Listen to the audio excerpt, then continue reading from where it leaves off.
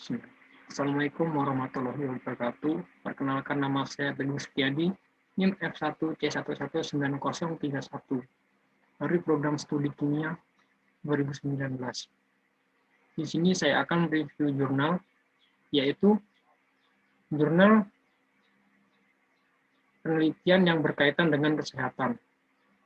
Adapun jurnal yang saya review yaitu berjudul Pemanfaatan Mikroorganisme dalam Pengembangan Makanan Halal Berbasis Bioteknologi.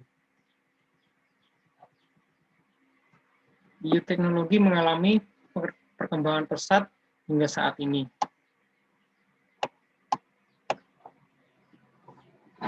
Peranan bioteknologi sangat luas dalam aspek pemenuhan kebutuhan manusia, salah satunya yaitu dalam industri makanan.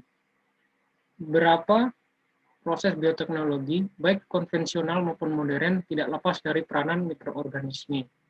Sejumlah mikroorganisme tertentu digunakan dalam penyediaan makanan tradisional melalui fermentasi, seperti pada pembuatan yogurt, tape, keju, dan sayur asin.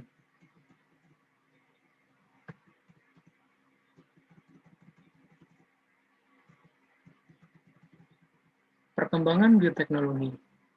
Pada masa lalu, bioteknologi banyak digunakan dengan proses yang sangat sederhana. Perkembangan yang besar dalam bidang bioteknologi baru dimulai ketika Louis Pasteur berhasil menemukan bahwa mikroorganisme dapat melakukan fermentasi.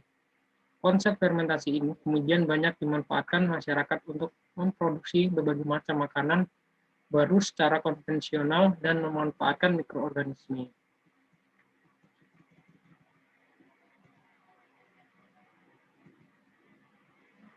Mikroorganisme pada pengolahan makanan. Aplikasi bioteknologi sangat beragam yang meliputi berbagai aspek, yaitu bidang pangan, pertanian, peternakan, kesehatan, dan pengobatan. Aplikasi bioteknologi banyak menggunakan bantuan mikroorganisme. Mikroorganisme merupakan makhluk hidup yang memiliki ukuran yang sangat kecil. Mikroorganisme ada yang hanya terdiri dari sel tunggal, uniseluler, maupun bersel banyak, yaitu multiseluler. Bioteknologi tradisional berbasis fermentasi. Fermentasi dikenal sebagai salah satu cara pengawetan makanan tertua di dunia. Pengawetan makanan melalui fermentasi pada bahan mentah telah digunakan sejak zaman Neolitik atau zaman prasejarah, sekitar 1000 sebelum Masehi.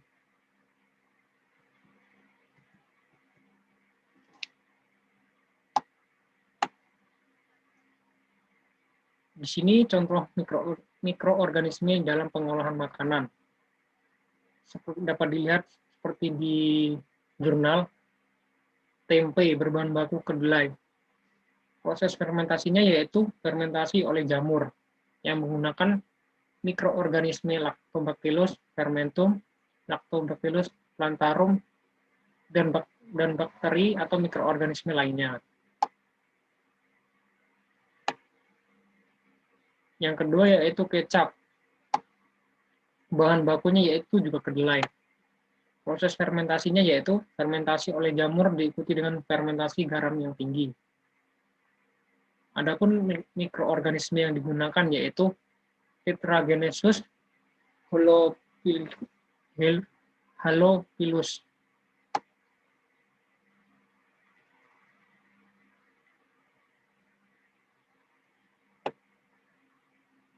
Titik kritis produk pangan bioteknologi. Yang pertama yaitu yogurt. Yogurt terbuat dari susu sapi segar, bakteri starter, pemberi cita rasa dan penambah susu, skim sebagai pengental. Bakteri yang digunakan dalam pembuatan yogurt adalah yaitu kelompok bakteri asam laktat atau BAL. Menurut Backel et al. 2009. Lactobacillus bulgaricus dan Streptococcus thermophilus merupakan bakteri asam laktat yang paling banyak digunakan dalam industri makanan, terutama dalam budaya starter untuk industri susu dicampur dengan mikroba lainnya. Menurut Milas et al. 2018. Pembuatan yogurt dimulai dengan pertumbuhan bakteri Streptococcus thermophilus yang memfermentasi laktosa menjadi CO2 dan asam laktat, sehingga menyebabkan suasana menjadi asam, menurut Khotimah 2009. Kondisi ini dapat merangsang pertumbuhan Lactobacillus bulgaricus dan Lactobacillus acidophilus, serta menghambat pertumbuhan bakteri patogen yang tidak tahan hidup di lingkungan asam. Lactobacillus bulgaricus berperan untuk menghasilkan aroma yang khas, sedangkan Streptococcus thermophilus berperan untuk menghasilkan rasa yogurt. Secara umum, proses pembuatan yogurt diawali dengan penentuan total padatan susu, kemudian pasteurisasi atau pemanasan agar susu steril dan dari bakteri lain, pendinginan, dan kemudian ditambahkan starter bakteri. Untuk menetapkan kehalalan makanan, perlu dicermati titik kritis pada semua tahapan proses mulai dari pemilihan bahan baku atau input, proses pengolahan, sampai hasil akhir siap dikonsumsi. Yang pertama yaitu pemilihan bahan baku. Ketika bahan baku susu berasal dari hewan yang halal dikonsumsi seperti sapi atau kambing, maka produk susu dari hewan tersebut juga halal. Sedangkan jika susu tersebut berasal dari hewan yang tidak halal, maka produk susunya juga menjadi tidak halal. Belakangan ini, yogurt yang dibuat dari bahan nabati seperti kacang kedelai yang bisa disebut dengan yogurt, atau dari santan kelapa yang disebut yogurt. Yang kedua, penetapan total padatan susu dilakukan dengan menambahkan bubuk skim, kasein, dan whey. Bahan tambahan tersebut bisa berasal dari hewan yang tidak halal, sehingga dapat menyebabkan yogurt menjadi tidak halal pula. Ketiga, penambahan starter bakteri.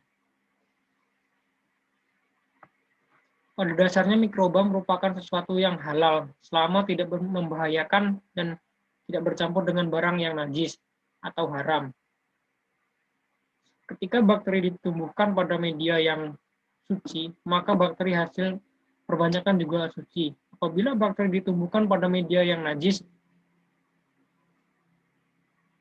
misalnya media blood atau plate BAP yang berasal dari darah, maka bakteri tersebut tetap halal asalkan dapat dipisahkan antara bakteri dan media tercampur benda najis tersebut.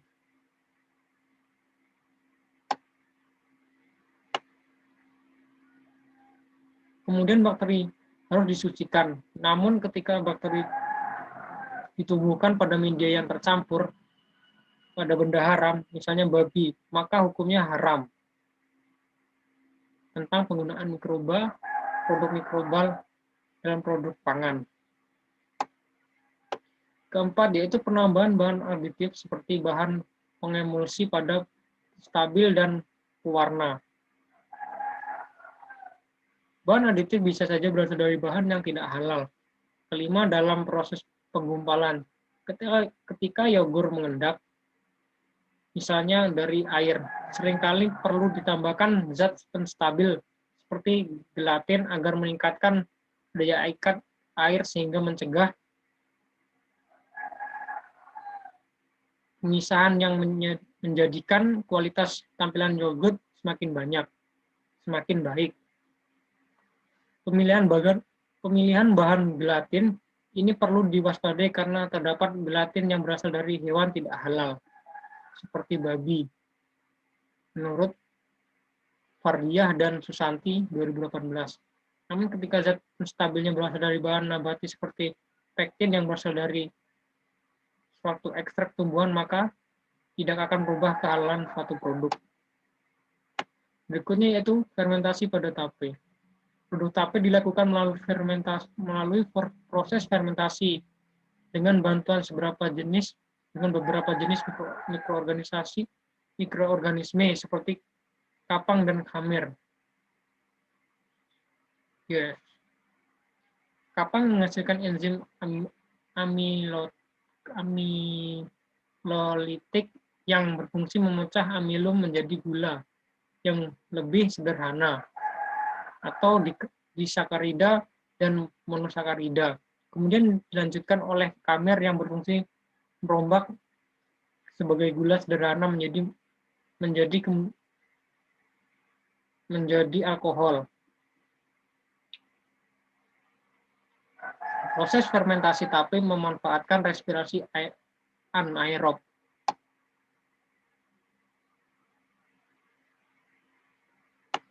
Hasil dari fermentasi tape menghasilkan karbon dioksida (CO) dan alkohol atau C2H5OH dengan kadar tertentu tergantung jumlah kamer yang digunakan, lama waktu fermentasi, dan jumlah glukosa yang terdapat pada bahan.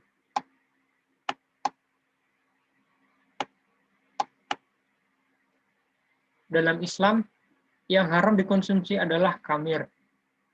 Khamir yaitu merupakan istilah untuk setiap zat yang memabukkan. Contohnya adalah minuman keras, minuman dengan kandungan etanol minimal 1% termasuk dalam kategori khamir. Khamir mengandung alkohol, namun alkohol belum tentu khamir. Termasuk di dalamnya adalah tape. Walaupun tape mengandung alkohol, namun alkohol tersebut tidak memabukkan orang yang mengkonsumsinya. Yang ketiga yaitu fermentasi pada keju. Keju merupakan salah satu produk bioteknologi yang berasal dari penggumpalan protein susu. Produk keju dibuat melalui fermentasi dengan bantuan mikroorganisme Streptococcus thermophilus dan Lactococcus lactis dan Leuconostoc mesenteriodes.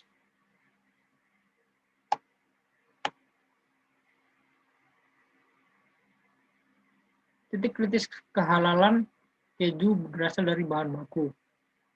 Susu bila berasal dari sumber hewani atau nabati. Ketika susu bersumber dari nabati seperti kedelai yang halal, maka bisa dipastikan bahwa keju tersebut halal. Kedua, dalam proses koagulasi atau pengendapan, ditambahkan agen pengental seperti rennet, asam laktat, atau ekstrak tanaman. Terdapat dua metode koagulasi, yaitu secara enzimatis dan mikrobiologi. Secara enzimatis dilakukan dengan penambahan enzim renin yang berasal dari rennet hewan ruminansia. Rennet adalah ekstrak abomasum anak sapi yang belum disapih atau juga bisa berasal dari mamalia lainnya.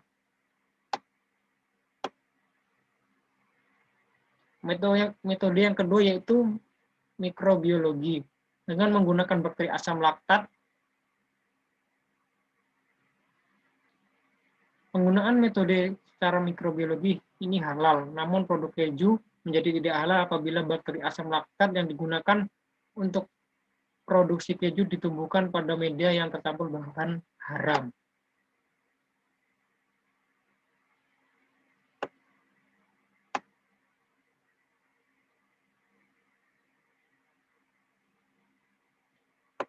Kesimpulan.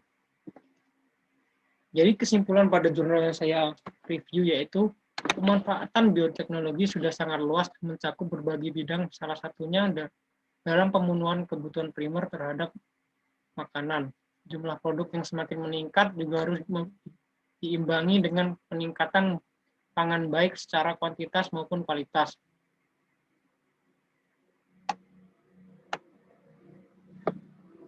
Salah satu cara dilakukan yaitu mengaplikasikan bioteknologi, baik pada makanan maupun pertanian yang dilakukan secara konvensional dan modern. Bioteknologi memadukan teknologi dengan bantuan makhluk hidup secara misalnya mikroorganisme.